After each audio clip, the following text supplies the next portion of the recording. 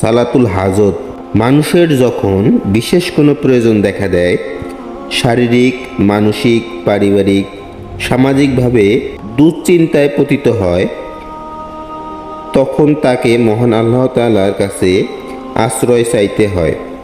এই আশ্রয় বা সাহায্য চাওয়ার অন্যতম মাধ্যম হল সালাতুল হাজত।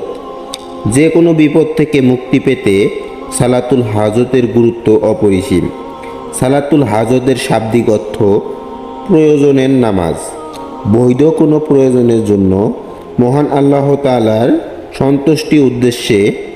সন্তুষ্টির উদ্দেশ্যে 2 রাকাত নফল নামাজ আদায় করাকে সালাতুল হাজত বলে।